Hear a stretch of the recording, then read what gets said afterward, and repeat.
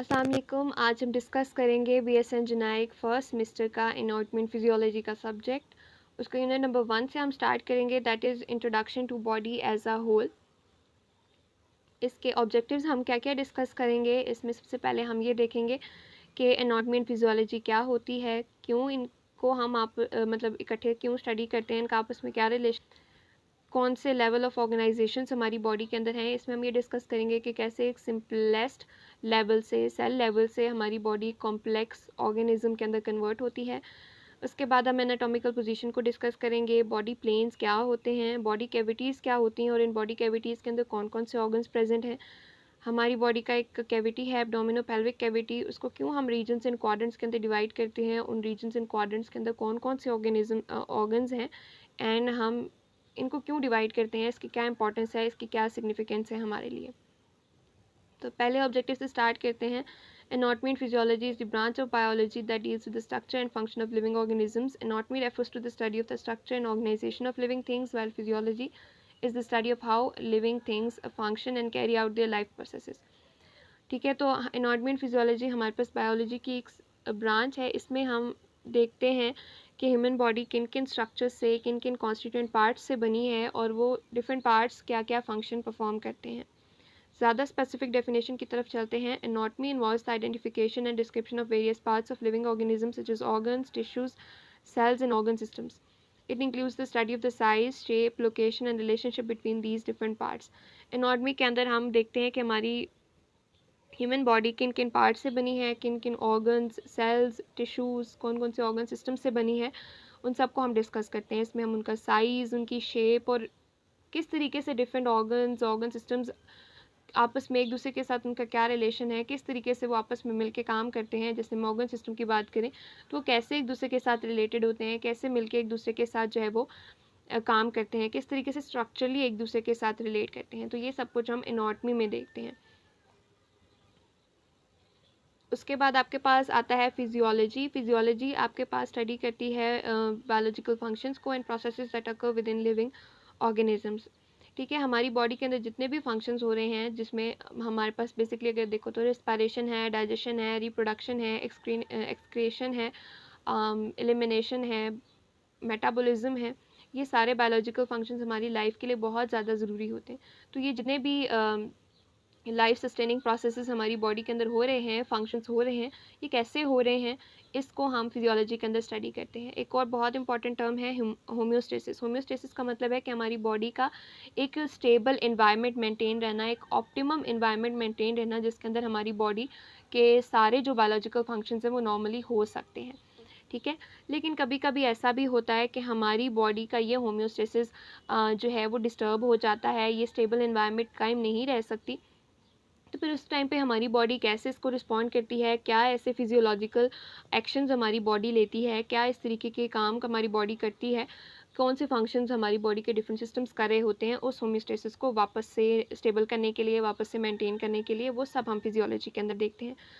तो अगर समराइज़ करें तो ये दोनों ब्रांचेस हैं बायोलॉजी की, जो एक हमें स्ट्रक्चर बताती है एंड दूसरी हमें उन्हीं स्ट्रक्चर्स का फंक्शन स्टडी करने में हेल्प करती है।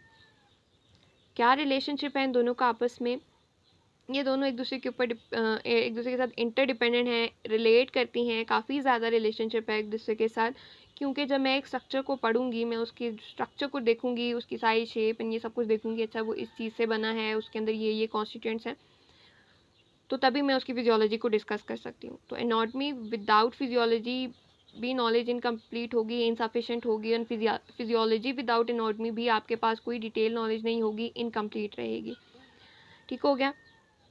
तो एनाटॉमी बहुत ज़्यादा ज़रूरी है। अगर मैं किसी स्ट्रक्चर का फिजियोलॉजी डिस्कस करना चाहती हूँ, उसका फंक्शन पता करना चाहती हूँ, तो मुझे पहले पता ये होगा कि वो कहाँ एग्जिस्ट करता है, किस लोकेशन पे प्रेजेंट है, अच्छा उसकी बॉडी है कैसी, उसका स्ट्रक्चर है कैसा, तब फिर मुझे ये समझने में आसानी होगी कि वो इस तरह का फंक्शन क्यों परफॉर्म करता है। ठीक हो गया। उसके अलावा फिजियोलॉजी क्या है, फंक्शन है। तो अगर मैं सिर्फ एनाटॉमी पढ़ लेती हूँ, अब जैसे मैंने कहा कि एनाटॉमी ज़रूरी है फिजियोलॉजी के लिए, तो लेकिन सिर्फ एनाटॉमी पढ़ लेना काफ़ी नहीं है, तब भी मेरे पास एक कॉम्प्रिहेंसिव नॉलेज नहीं होगा, मैं तब भी ह्यूमन बीइंग को अंडरस्टैंड नहीं कर सकती। मुझे सिर्फ स्ट्रक्चर पता है, लेकिन मुझे ये नहीं पता है कि ये स्ट्रक्चर या ये ऑर्गन किस तरीके से एक लाइफ सस्टेनिंग प्रोसेस में अपना रोल प्ले करता है, तो मैं कैसे एक ह्यूमन बीइंग को समझ सकती हूँ। तो फिर उसके लिए मुझे फिजियोलॉजी को अंडरस्टैंड करना बहुत ज़्यादा ज़रूरी है। हम एक एग्जाम्पल्स के थ्रू भी देखते हैं कि किस तरीके से ये दोनों आपस में रिलेट करते हैं। फॉर एग्ज़ाम्पल, अगर मैं हार्ट को देखती हूँ, तो मुझे अगर ये पता चल जाता है कि हार्ट को मैं ये कहती हूँ कि हार्ट का फंक्शन ब्लड की पंपिंग है और वो ब्लड सप्लाई करता है, लेकिन अगर मुझे एनाटॉमी नहीं पता है, जब तक मुझे ये नहीं पता कि हार्ट के अंदर कौन कौन से वेल्व्स हैं, क्या चैम्बर्स हैं, उसके साथ ब्लड वेसल्स कौन कौन सी एसोसिएटेड हैं, वो कैसे पंपिंग करता है, तो तब तक मैं मेरी नॉलेज इनकम्प्लीट है, इनसफिशेंट है, मैं अंडरस्टैंड नहीं कर सकती कम्प्लीटली। ठीक है, तो फिजियोलॉजी एंड एनाटॉमी साथ साथ रहे। इसी तरह अगर मुझे रेस्पिरेशन, ब्रीथिंग, डाइजेशन किसी भी मैकेनिज़्म को देखना है, तो जब तक मैं उस इन प्रोसेस के अंदर प्रेजेंट स्ट्रक्चर्स को नहीं देख लेती, उनके स्ट्रक्चर्स को स्टडी नहीं कर लेती, उनकी डिटेल्ड एनाटॉमिकल स्टडी नहीं कर लेती, physiology is not important.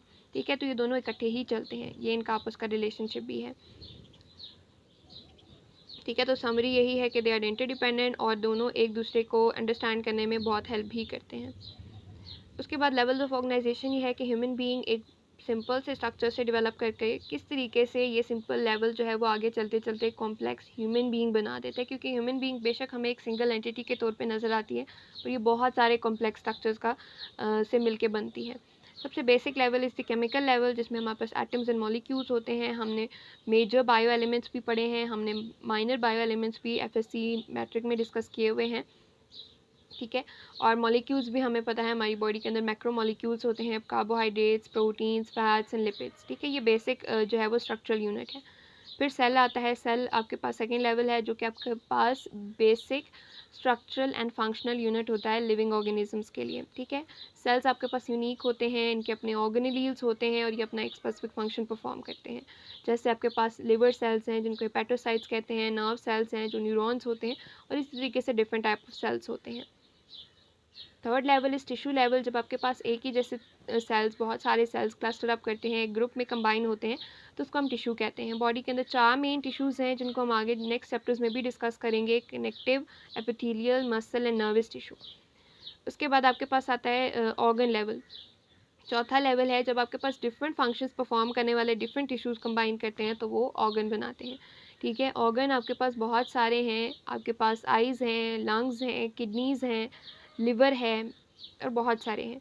System level, जब आपके पास ऑर्गन्स, डिफरेंट ऑर्गन्स आपस में कंबाइन करते हैं और वो एक स्पेसिफिक फंक्शन परफॉर्म करते हैं, तो उसको हम सिस्टम कहते हैं। जैसे आपके पास रेस्पिरेटरी सिस्टम है, उसमें लंग्स हैं, ट्रैकिया होता है, ब्रोंकाई, ब्रोंक्यूल्स, एल्विलाई, ये तो लंग के अंदर ही आ जाते हैं। उसके अलावा आपकी नेज़ल कैविटी है, तो और लैरिंग्स है, ये सारे स्ट्रक्चर्स आपके पास मिल के एक ऑर्गन सिस्टम बनाते हैं, और इसी तरह और भी बहुत सारे होते हैं।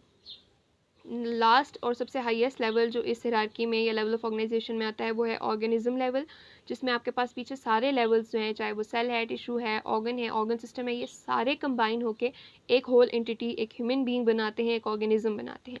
तो अगर हम इसको समराइज़ करें तो लेवल ऑफ ऑर्गेनाइजेशन एक हायरार्की में चल रही होती है, यानी कि पहले एक स्मॉलेस्ट सिंपलेस्ट लेवल से स्टार्ट होकर हम करते करते एक हाईएस्ट लेवल पे पहुंच जाते हैं।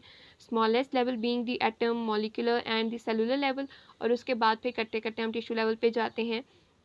बल्कि इसकी बहुत अच्छी पिक्टोरियल रिप्रेजेंटेशन भी है। आप यहाँ पे देखो, सबसे पहले आपके पास एटम्स थे, फिर उन्होंने फिर मॉलिक्यूल्स आए, फिर आपके पास सेलुलर लेवल आया, फिर आपके पास टिश्यूज़ बने, डिफरेंट टिश्यूज़ ने मिलके ऑर्गन्स बनाए, डिफरेंट ऑर्गन्स कंबाइन करके ऑर्गन सिस्टम, और अल्टीमेटली आपके पास एक ह्यूज ऑर्गेनिज्म बन गया। तो देखो किस तरीके से हम सिंपल से स्टार्ट हुए थे। ठीक है, इतने सिंपल लेवल से हम स्टार्ट हुए और कितने कॉम्प्लेक्स स्ट्रक्चर को हमने फॉर्म किया। तो these are level of organisations.